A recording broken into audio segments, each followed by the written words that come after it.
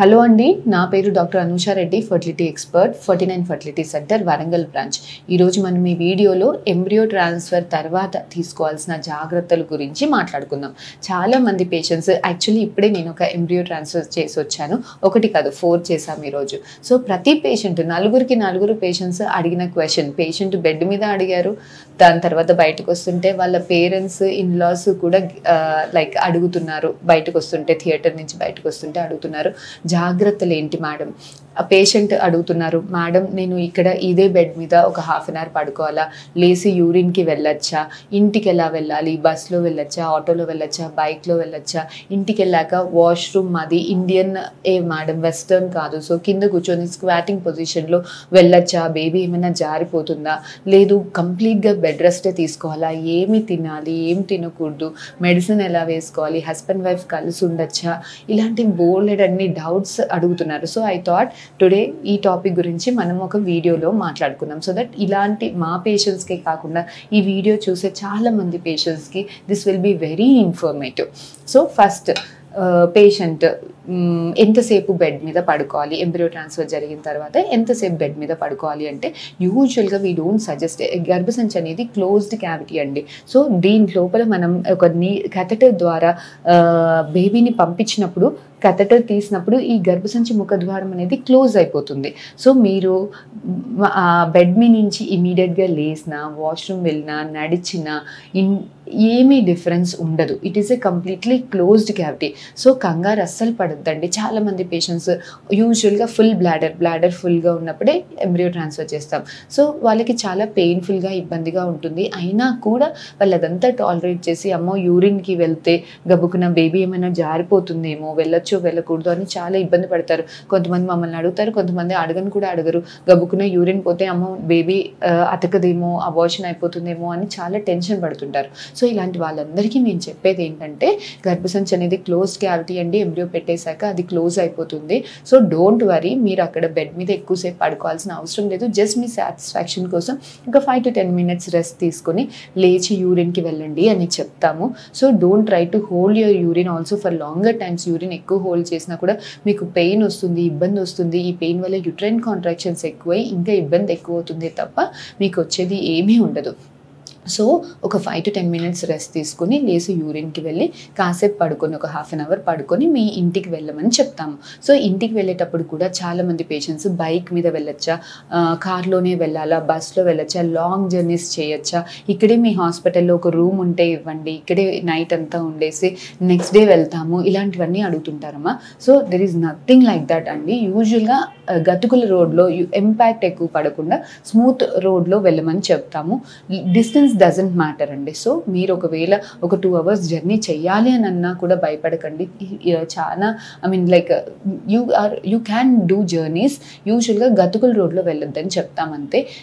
బస్లో వెళ్ళొచ్చా, ట్రైన్లో వెళ్ళొచ్చా అని అడుగుతారు. Bus, train doesn't matter much అండి. ఊరికే గతుకుల రోడ్లో వెళ్ళకుండా నిదానంగా వెళ్ళేలాగా చూసుకోండి అంతే. సో దాని తర్వాత చాలామంది కంప్లీట్గా బెడ్ రెస్టే తీసుకోవాలా అని అడుగుతుంటారు. కంప్లీట్గా బెడ్ రెస్ట్ తీసుకోవాల్సిన అవసరం ఏమీ లేదండి. లేసి మీ రోజువారీ పనులన్నీ చేసుకోవచ్చు. బరువు పనులు ఒకటి చేయకూడదు అని చెప్తాం. అంటే బట్టలు జాడించడము, మెట్లు ఫ్రీక్వెంట్గా ఎక్కి తిరగడము, యూజువల్గా ఇలాంటి పనులు అవాయిడ్ చేయమని చెప్తామే కానీ హెవీ ఎక్సర్సైజెస్ చేయడము ఇలాంటివి అవాయిడ్ చేయండి. అంతేగాని ఒకవేళ వర్కింగ్ ఫీమేల్స్ అయితే yes, from the very next day you can also go to your work. Working females వర్క్కి వెళ్ళచ్చు. ఇంట్లో ఉండే ఫీమేల్స్ అన్నీ లేచి వంట చేసుకోవడము, అన్నీ నిల్చొని చేసుకునే పనులన్నీ కూడా చేసుకోవచ్చు. సెకండ్ తర్వాత మోస్ట్ కామన్ డౌట్ అడిగేది, మా ఇంట్లో వెస్టర్న్ లేదండి, ఇండియనే ఉంది, స్క్వాటింగ్ పొజిషన్లో యూరిన్కి వెళ్ళొచ్చా, వాష్రూమ్కి వెళ్ళొచ్చా అనేసి అడుగుతుంటారు. There is nothing like that అండి. You can comfortably go. Indian toilets కూడా కంఫర్టబుల్గా వాడుకోవచ్చు. ఇది వాడుకోవడం వల్ల సక్సెస్ రేట్స్లో డిఫరెన్స్ ఏమీ తక్కువ అయిపోవడము ఇలాంటిది ఏమీ లేదు.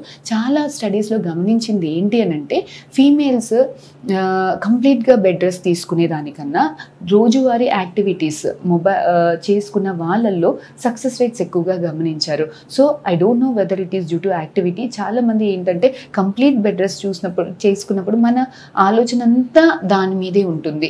నేను బేబీ అతుకుతుందా, బేబీ అతకట్లేదా, ఇదా కంప్లీట్ చాలా స్ట్రెస్ఫుల్గా ఉంటారు. సో ఇలాంటి స్ట్రెస్లు ఉన్నప్పుడు బేబీ అతికేదికి మాత్రం ఇబ్బంది అవుతుందండి. సో స్ట్రెస్ ఉన్నప్పుడు కార్టిజాల్ హార్మోన్స్ రిలీజ్ అవుతాయి. సో ఈ హార్మోనల్ ఇంబ్యాలెన్స్ వల్ల మన యుట్రైన్ ఎన్విరాన్మెంట్లో కూడా చేంజెస్ రావడము, ఎంబ్రియో అతకడానికి ఇబ్బందులు అవ్వడము చాలా ఫ్రీక్వెంట్గా గమనిస్తుంటాం. సో వర్కింగ్ ఫీమేల్స్ కానీ, ఇంట్లో ఉండే ఫీమేల్స్ కానీ రోజువారీ యాక్టివిటీస్ కంప్లీట్గా మీరు చేసుకోవచ్చండి. స్ట్రెస్కి యూజువల్గా అదే ఆలోచన పెట్టుకోవద్దు. Deviate your mind. I know it is very easy for me to tell stress పెట్టుకోవద్దు అని, కానీ మీకున్న యాంగ్జైటీస్ మీకుంటాయి. కానీ what is to be noticed is మనము ఊరికే దాని గురించి ఆలోచించేది కన్నా ఆలోచించకుండా ఫ్రీగా హ్యాపీగా ఉన్నప్పుడు మన రిజల్ట్స్ అనేవి చాలా బాగుంటుంది.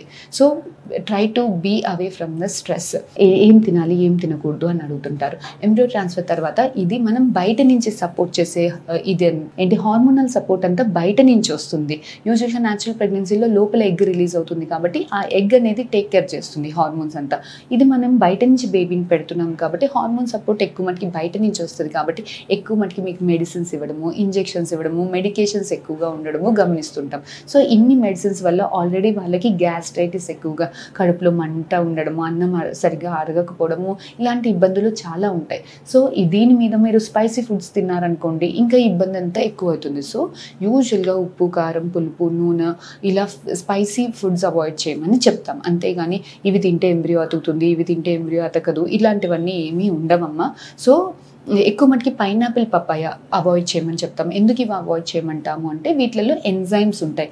ఈ ఎంజైమ్స్ వల్ల యుట్రైన్ కాంట్రాక్షన్స్ ఎక్కువగా ఉంటాయి కాబట్టి జనరల్గా ఇవి రెండు అవాయిడ్ చేయమంటాం. అంతేకాని ఇవి వేడి వస్తువులు, ఇవి చలువ వస్తువులు, ఇవి అవాయిడ్ చేయాలి, ఇవి అవాయిడ్ చేయకూడదు అంటూ ఏమీ ఉండదు. యూజువల్గా స్పైసీ ఫుడ్స్ అవాయిడ్ చేయండి, పైనాపిల్, పపాయ అవాయిడ్ చేయండి. నెక్స్ట్ కామన్ డౌట్స్ ఏం అడుగుతుంటారు పేషెంట్స్, నేను తలస్నానం చేయొచ్చా, నేను ఇది చేయొచ్చా? Yes, you can do everything. మీరు తీసుకోవాల్సిన 2 ఇంపార్టెంట్ థింగ్స్ ఏంటి అని అంటే ట్యాబ్లెట్స్ టైంకి తీసుకోండి. This is very important. Tablets miss చేసినప్పుడు హార్మోనల్ సపోర్ట్ ఫ్లక్చుయేట్ అవుతుంది కాబట్టి మళ్ళీ మీకు అతికేదానికి కానీ బ్లీడింగ్ అయ్యేదానికి కానీ స్కోప్ ఎక్కువగా ఉంటుందమ్మా. సో ట్యాబ్లెట్స్ టైంకి తీసుకోవాల్సింది ఉంటుంది. సెకండ్ థింగ్, ఊరికే అదే ఆలోచన పెట్టుకోకుండా స్ట్రెస్కి దూరంగా ఉండండి. సో ఈ జాగ్రత్తలన్నీ పాటిస్తే డెఫినెట్గా మీ ఎంబ్రియో క్వాలిటీ బాగుంటే డెఫినెట్గా మీకు ప్రెగ్నెన్సీ వచ్చేదానికి ఛాన్సెస్ అనేవి చాలా ఎక్కువగా ఉంటాయి. సో ఈ టాపిక్లో ఇంకా మీకు ఏమైనా ఫర్దర్గా డౌట్స్ ఉంటే please get back to us. We'll definitely help you. Thank you.